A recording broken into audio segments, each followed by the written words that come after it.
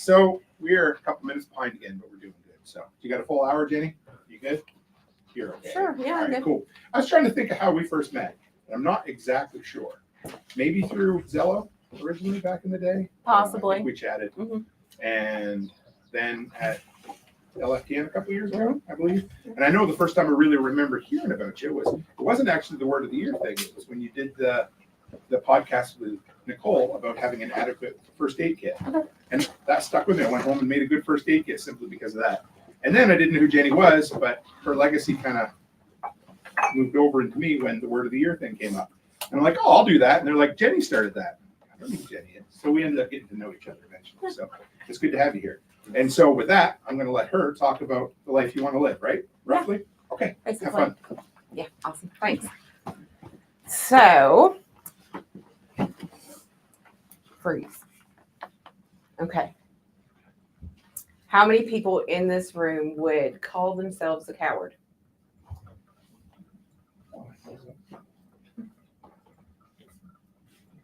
Yeah. Why? Depends on the circumstance, but basically there are things I'm afraid of that don't make any sense, but sometimes I still am. Most of us do things out of fear. So for those of you who don't know me, I'm Jenny. I'm going to be 41 this year. And I say it that way because last year was rough and I didn't know if I was going to make it or not. I have 3 boys and spent the last year battling cancer. When I got treatment, I got 2 doses. I got a traumatic brain injury from my treatment.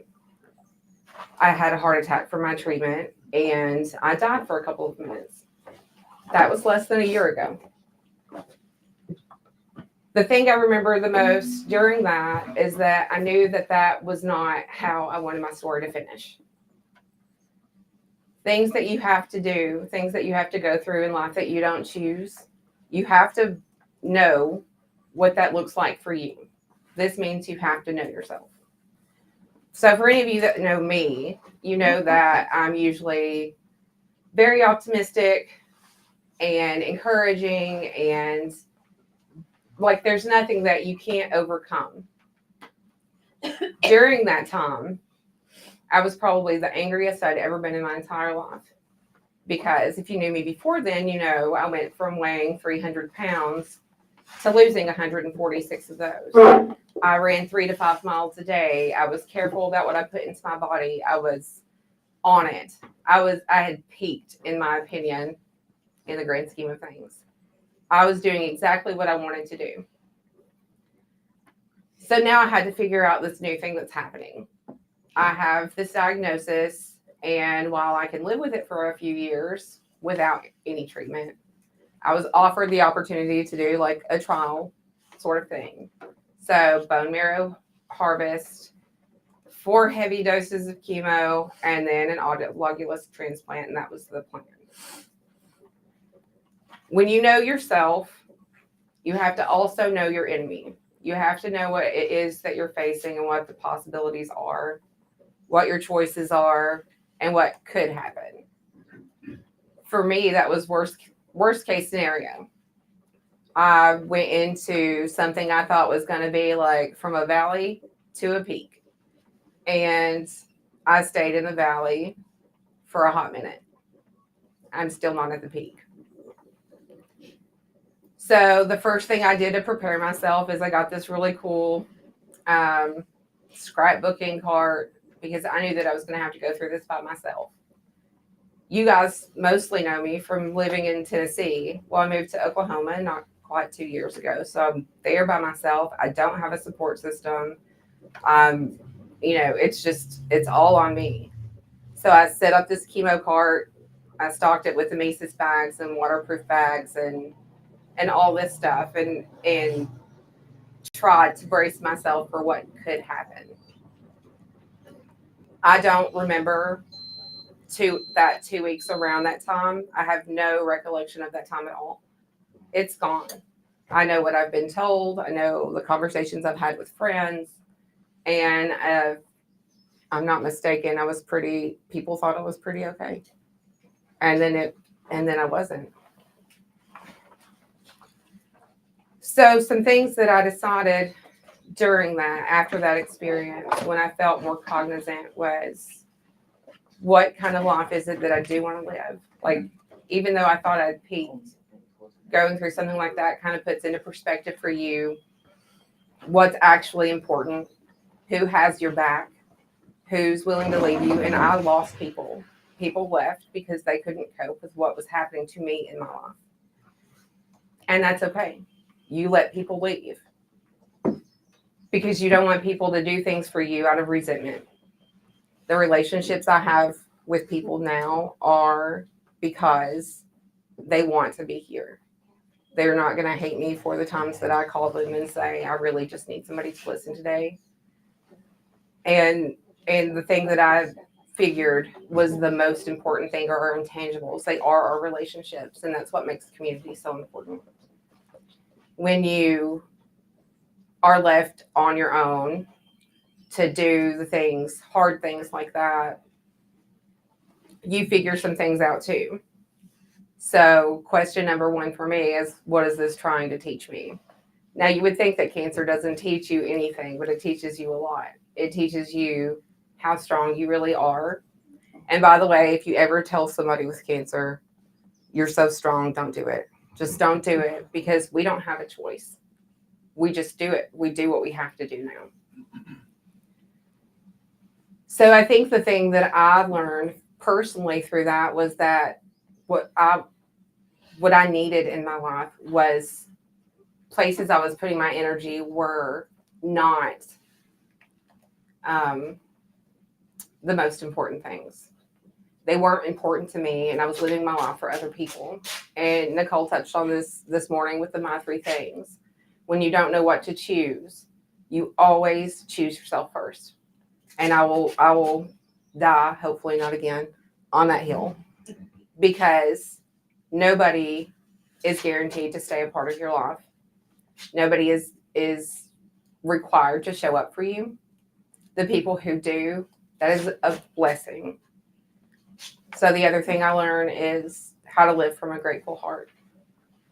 When you have a grateful heart, you don't feel like you lack. You see all the things you have and all the things that you don't. And it makes life more enjoyable because you don't see the empty places, the places you feel like you need to fill. You see the things that already fill places in your life, the people that already fill places in your life.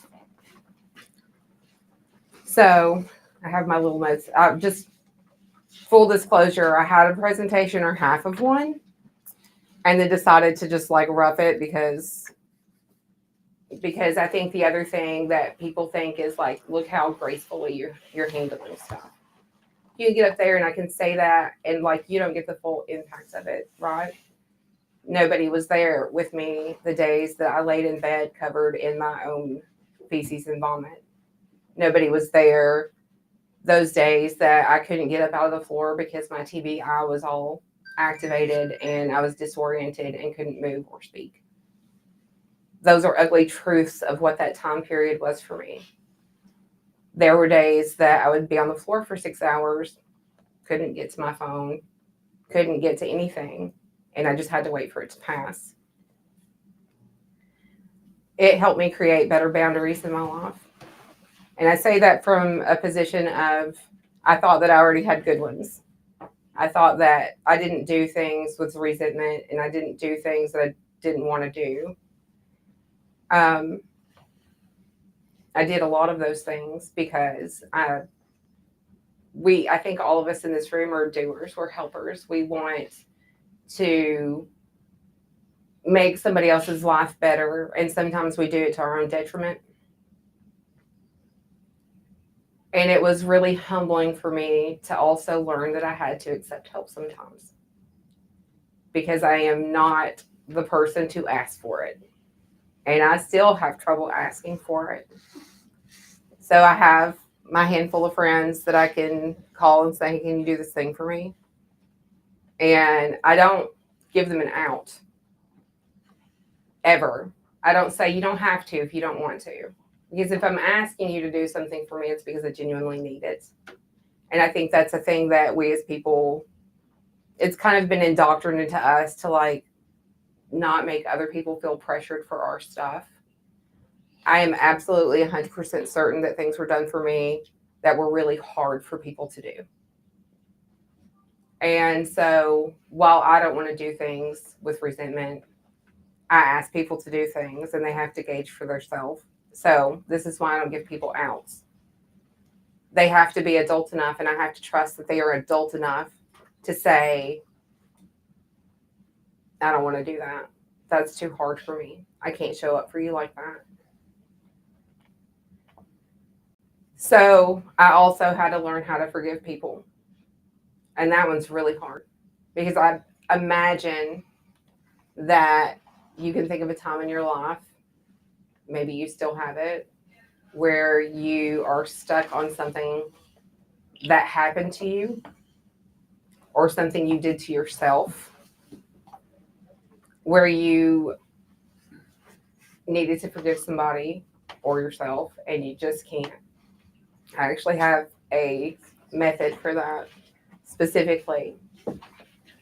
So most of us have those things, the things that we don't want to change somebody's opinion of somebody else, or we don't want to impact the environment of whatever. It's even happened to me, even inside of the community.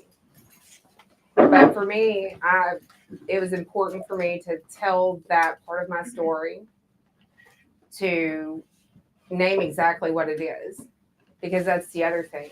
We make excuses for people in our lives sometimes, and sometimes maybe that's what's necessary so that you can move forward. At the end of the day, though, you're the one that's still carrying that. So for me, when I've offended somebody or I've done something against myself, I'll talk it through. I'll try to figure out what the thing is, and so I can absolutely name the thing and say, well, when this happened, this is how I felt, and this is what I need for repair. That repair work is hard, and then sometimes that repair work can't happen, and if it can't happen, you have to be willing to let go of the other person. Most of us are very freedom oriented, and you don't consider what it's like to have to say, okay, like our relationship has met the end of its road. And now, you know, you don't want that tie. You want to give them that freedom. When you love somebody, when you give them love, you have to offer them the ability to walk away, or you have to be the person who walks away, because that resentment, that thing, will always be there and always continue to hurt the relationship. But I think I learned above everything that who I am as a person. And this goes back to knowing who you are and evaluating your own BS. And I mean your maladaptive behaviors and your, the story you tell yourself, because sometimes it's not rooted in truth. Sometimes you just say, well, I could do that, but, insert excuse here. And when you do that, you're shortchanging yourself. When you shortchange yourself, you're not living the life that you want. Ever. That will always be your narrative if you don't fix it. So I had to get very comfortable with calling myself out so that I could get very comfortable with calling other people out too. And the better you know yourself, the more you can see in other people their quirks or whatever. And some things you let slide, sure. Even with yourself, I'm sure I have some stuff right. Yeah, one or two things. Yeah. So, but I have people who love me who will forgive me for some of those things, obviously within reason. But that knowing yourself and what you're capable of is the most important thing. It helped me get through the so far the hardest year of my life, and that's saying something because I am also a survivor of child abuse. I'm a domestic violence survivor. I have lived a really challenging life. And the thing that I told myself consistently through that year is that challenges will always happen, but suffering is optional. And I choose not to suffer. Things will always happen. You'll always have things to navigate. And that became my motto for last year. When you need to grieve, you got to grieve. You got to feel it to get on the other side of it. You have to push through it. Because the alternative is what? It's staying stuck. And none of us in this room are the type of people, I think, to stay stuck. So you make your plan because you know yourself. You figure out what your challenge is and you prepare for that. And you handle everything else along the way that comes at you because that's what you have to do. Now, when I was speaking earlier about being angry, I was angry about coming back, about being alive, because that's not how I wanted to live my life. Didn't want to be sick, didn't want people to leave me. I didn't want the things that were happening. And I was stuck sitting with that. So, because I'm a nerd and I read constantly, I'd read this thing that said anger is our mind's way of saying what happened is unjust. It's our body's way of saying to us that you love yourself enough to recognize that it was unjust. And it really validated for me feeling angry. And it made my anger more palatable for me. So I can't tell you how to live your life.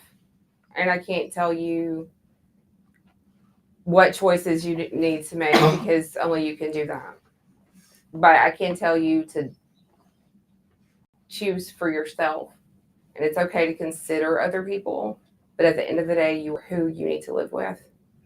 And knowing yourself and knowing that you're worthy of help and you're worthy of love and you're worthy of actually living the life that you want, no matter what's happening. That's the thing that's going to push you forward. You say no to anything else that's not that. And no is hard. No is a really hard thing when you want to feel like, I'm going to lift people up. And I'm going to help them do this thing. And I'm going to do all this stuff. So I haven't done any traditional treatment since June last year. I've taken a completely holistic approach. I've gotten better results with my holistic approach. But there's been a whole lot of understanding what my new capacity is now. And sometimes I overestimate what I can do. And I've had to learn to say no. I've had to go back and correct myself and say, I can't do that. I thought that I could, but it's more than I can do. Let me help you find a resource. Let me help you, or I can do this part. You'll have to have other help for, something else. But all of this to say really is that you have to think of yourself first. When people put on workshops and overcommit the rest of the year and are exhausted and know you're going to get sick and know that you should say no. I just rescheduled my Wednesday interview. I'm so That's proud why of I was late. I'm just saying you have to, there's a point where you have to choose yourself first. And so living life, no matter what's happening, despite the odds, despite what you've gone through, it's more about knowing yourself and what you really want. It's more about being able to say no. It's more about understanding the nature of other people. It's, recognizing if that person's just trying to take or if they're trying to also replenish. There are so many factors in that. It's preparing for the hard times, whether they happen or not. It's when there is a hard time preparing for what you can expect.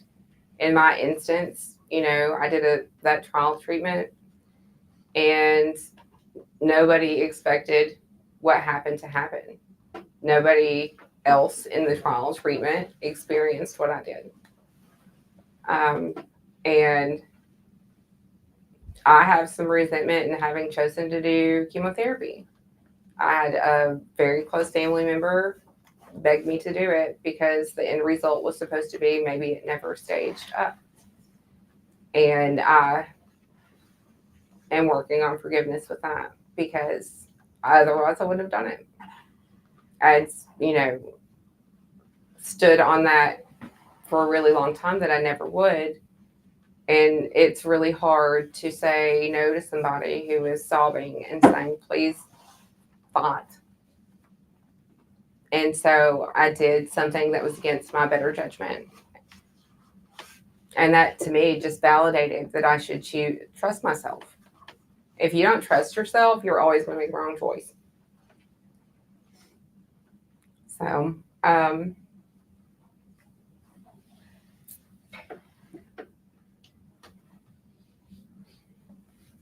sure I have to look at me. Y'all have to excuse me. I do have brain damage.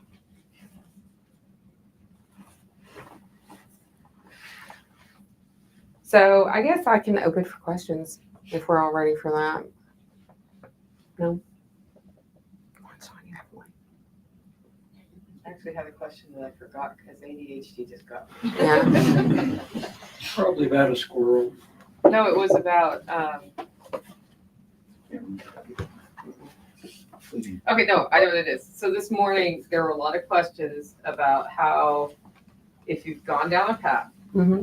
and you find yourself starting to feel that thing in your gut, like, whoops, I went the wrong way and I've committed to all these people. How do you get out of that? Can you give a specific example of how you would back out of it? It's not, something you can't share, but oh, I committed to this, realized I can't do it, and this is how I back out in a way that's ethically comfortable for me.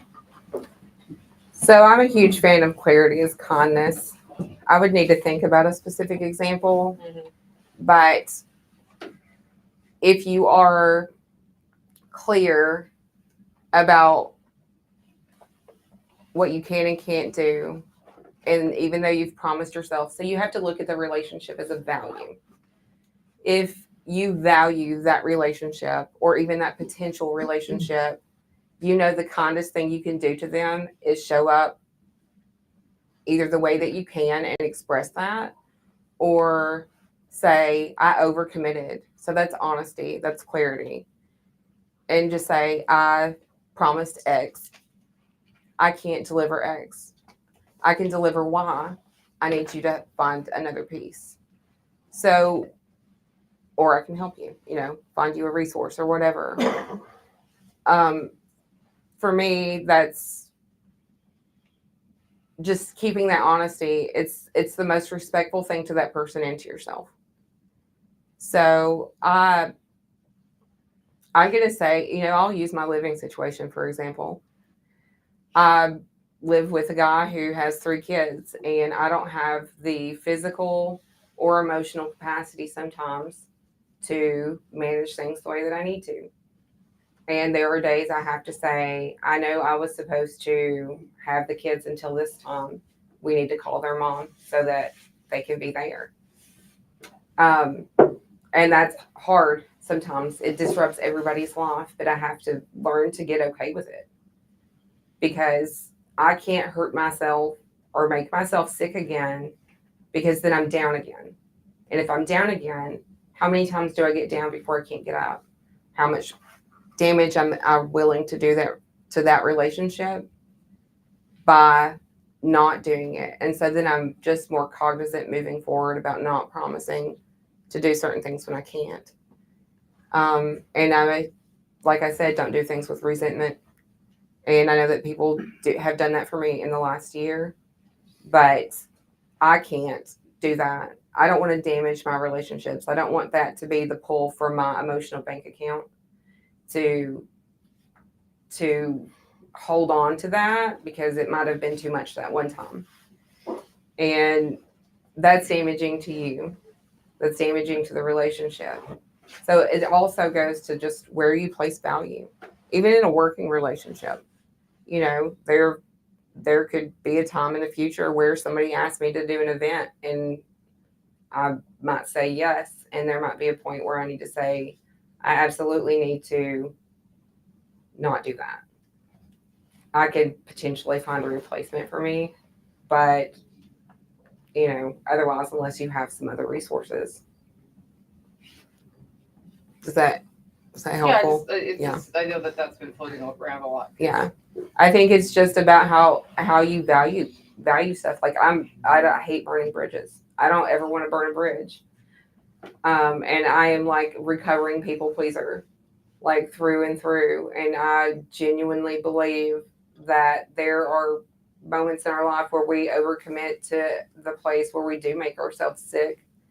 And at the end of the day, we are who made that choice. But it doesn't mean that it doesn't like garner some sort of resentment inside of that relationship. And so ask yourself how much you value that person. And is there a way that you can express that to that person without it causing a rift? And, but also with being clear, because you absolutely can communicate in a way that's like around the fringe where the person doesn't actually get it. And then they're still disappointed in you. So I see Ken do this really well. He does, in addition to your coaching business, you do construction projects, right? And every so often, one will take longer than you thought it would, and you have one scheduled after it. And I've occasionally been the one after it where you say, and it'll be like on Monday, he's supposed to come Tuesday, he realizes there's no way. He will send me a message and say, hey, this is taking me too long. Do you mind if we start, Wednesday or Thursday or whenever it is? And it's not like, oh, am I going to piss her off? There's not appear to be a lot of built up emotion behind that. And I usually just say, okay, because stuff happens. I think that is the thing people struggle with is like in the moment realizing this is cascading into that and I better deal with that. Right. The other thing is like managing your own expectations too, because like being on the other end of that. Yeah. Like life is life, stuff happens. And so like as a person, part of getting familiar with it yourself is understanding that people are also people. And so if your expectation is low and they overachieve, then great. But if it's like somebody you've never worked with, and I'm not saying have low expectations either, absolutely stick to your standard. Your standard is what's going to help your quality of life. But if you are unsure, then having that lower bar, like this would be great. If this happens, this is good. This is what's going to be disappointment for me. Then just managing your own expectations around it too. Communication is always great if you learn how to communicate well in a way where you can express what needs to happen versus maybe what is happening, so that person can understand, you're just speaking to another person at the end of the day. And lots of us do get in that place where, so I don't know how many of you know what I do. I'm a massage therapist. But specifically, I work with people who have trauma, and more specifically, emotional trauma. And I have clients who will, last night we were sitting out here and I got 3 back-to-back calls from one client. And I have my own boundaries around that. If you have good boundaries, and you should, then you know how to manage that differently. I get the 3 calls, 3rd call, I'm like, can I help you reach out to somebody else who can help you better than I can right now? And while I'm who she wanted to speak with, she said, I understand that you're busy. Yeah, could you message this person for me? And that was handled. And then she's fine today. I followed up and I checked in.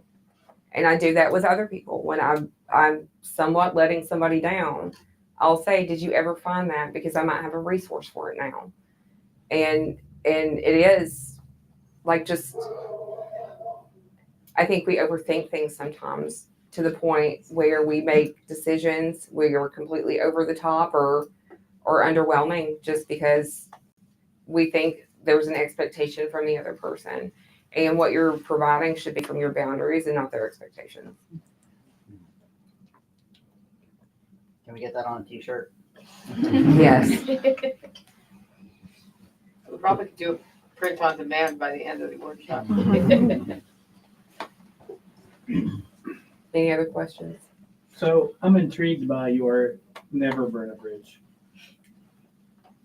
Okay.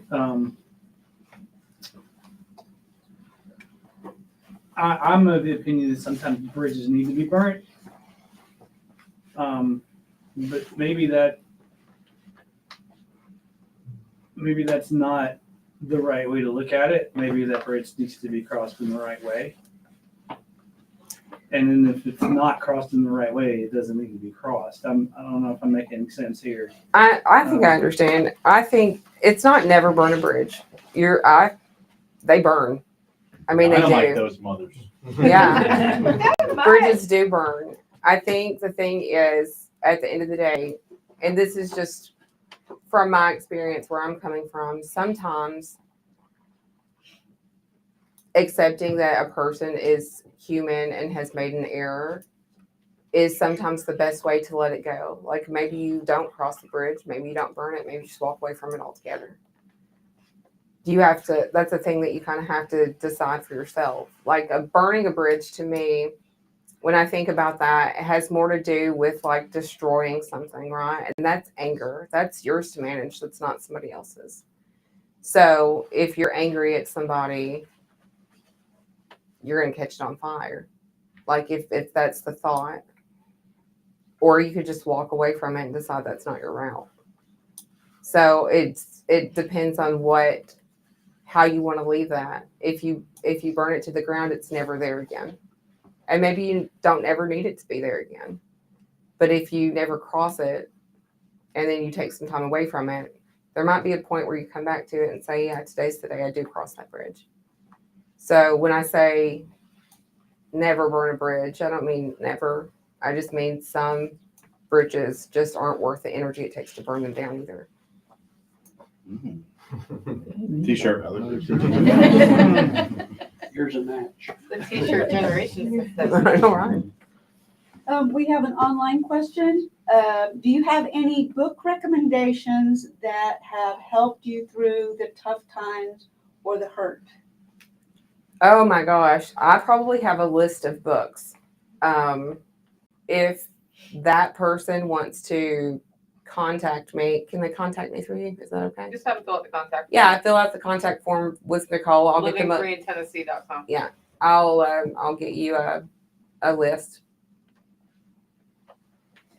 You should write an ebook. I should write a book, A Ron. list of books. A list of books. I have a question. Sure. I know. Yeah, y'all don't know fate on runs. You said that you have changed to a holistic Mhm. approach. Yes. How did you figure out the one you wanted to go with? Well, because I'm a big reader, I like to know how things work and why they work and why people do certain things that they do. But on top of that, I'm a total herb nerd, and just even in my general practice, I'm a massage therapist. I make my own teas, I make my own body products and things like that. I've learned what to eliminate and what could. I'm basically a human science experiment. I spent the last year introducing and removing elements of how I'm caring for myself. I've recently introduced 2 new things into my regimen and am testing better than I have tested pretty much from stage 2. I'm testing better now than I've tested in the last year. And it hasn't killed you yet. It hasn't killed me yet. Do you still see doctors? I do. I get semi-regular testing. They've been very supportive within reason. And I say that just from the standpoint of obviously they are right and I am wrong, you know? And I'm not a doctor. So obviously, I don't have the same foundational knowledge, but I do know my body and I do know myself. I do know what makes me feel good and what makes me feel bad. And I trust myself more than I trust anybody else. So sometimes they'll recommend something or say something, you just kind of roll your eyes and move on. Oh, I don't roll my eyes. Spend a week reading about it. Well, I do spend time reading about it, but the other thing I do is I'm very vocal about, like, I'm huge on advocating for yourself when you're in that arena, because nobody will ever teach you how. When you go in to see a doctor, their job is to answer your questions too. And can you please show me why that is the course of action? If they're not answering your questions, you might consider looking at another doctor, in my opinion. If they can't explain to you like the mechanism of your disease or illness even, they should be able, if they're treating that, they should be able to explain that to you. And just having gone through stuff, I've had times where my oncologist has said to me, I'm not exactly sure why that is that way. But can we follow up on this? And he's been phenomenal with being a clear communicator and following through on even things like that when he's like, I'm unsure why that's that way. But then you have to also educate yourself and figure out what the mechanism is according to science. Because when you have somebody who treats, 20, 40 people a day, they're not going to remember all the details, and they've learned all this different stuff too. So you have to be your own biggest advocate. And use your community resources. Definitely use your community resources. I don't know that I would have been doing as well if it weren't for the community. And I say that with like just genuine gratitude. I don't know that I've ever been so humbled and uplifted at the same time for the amount of people that showed up for me through that. It was a very devastating place to be, to have people say, I've got your back. I believe in you. You can do this. Like, to have that is, and especially on the scale, is almost unheard of sometimes. Because there were people that I've met throughout this who did not have, when I talk about going it alone, I mean physically alone. I had people with me every day. And that changed everything. And this is where that value of relationships comes into play. If you don't nurture those relationships, and I'm not talking about from a I might need you one day sort of place. Like nurturing, that's pouring in. You're both pouring into each other. If I was just a mooch, you guys would have been like, good riddance. Maybe. I don't know. But we all pour into each other. And that's the whole point. That's why I'm sitting up here right now, because I see so many people in our community still struggling to get to that place where they're not so worried about how somebody else is going to receive them, where they're not living the life they want because maybe it's not acceptable or it's not, the way that other people think it should be. And so they hide those pieces of their self. To me, that's a detriment to you, because then you always have to hide it. And that's heavy. That's a hard thing to carry. Like, if you can't be who you are around people who say, I love you to you, then what are you even doing? If you can't be who you are in front of the people who say, I'll support you through this, like, if you have to hide that, look, and this is me calling myself out. The first thing I did when I got my diagnosis was push people away, because I didn't want to be vulnerable. I didn't want people to see me get sick. I didn't want people to see me lose my hair or get skinny and sunken in and go through all the things I knew was coming. I pushed people away until there was a moment where the universe was like, see, that's not how this works. We're going to just make you like super sick, and then you're going to have to depend on other people to help you out. Okay? So that you get it, you're not the one running the show here. And I got that. But I had like this phenomenal group of people show up for me and help me through, like I said, literally the hardest year, I think, to date. And that's not a challenge. That was to the universe. Mhm. Well, So- that's about our time, guys. I do want to mention that Patrick's going to be set up at the workshop. If you don't know where the workshop is, you'll be walking down the hill from where lunch was served, and it'll be on the right-hand side, not the house, the next thing that you come to. And then, and Jenny is available all weekend to answer all of your questions. For $19.99. That's right. I hope you enjoy my scrap metal pile. Hopefully we'll be forging with it. Yeah, Knight Hawk has something that he would like to give you, Jenny. Oh, So, wow. on the basis of community, and I know how much you like to read, as you just said, I have a book here for you. So when you're Wrapped feeling in a paper stressed, towel. He wrapped it himself. it's wrapped in a napkin, not a paper towel. So when you're feeling As long as stressed, it's not toilet paper. it's not toilet paper. Okay. It's not even used. Okay. So when you're feeling stressed, you can sit here, read the book at night, and at least most of them have signed this. Okay. I probably missed a couple people in here, I'm thinking. You can make it up by But- signing it later, I'm sure. But all you have to do, you just have to come up and ask her to sign the book. The code word is going to be the title of the book. What's the title of the book, Jenny? What's the title of the book, Jenny? My favorite word. Can you read us a paragraph? I will not. Because Just open it. if you open it, every word is the word moist.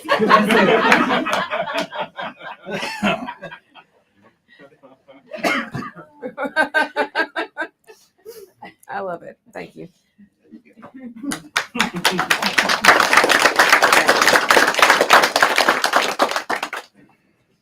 So 245, foraging. Foraging. Foraging. Foraging. 5G. Foraging is at 4:45, I think, or 4:30, but That's foraging. US banknotes, right? Why did I put those on the same day? That's what I want to know. Foraging, not foraging. Not US fivaging, not sixaging. Fivaging is right out. Foraging. SEC is gonna wanna know why there's a bank called forging. No, like- Signatures for sure. That kind of forging. Yeah. The black foot kind. What's that? Oh, yeah. Look, they wanted me to be a rap star. How's it going? He's been trolling her with that word for years. So if you look on the one, is it? I'll take the my house back. now? It's one picture on the side of the toilet. Yeah. I'll bring it up here for you.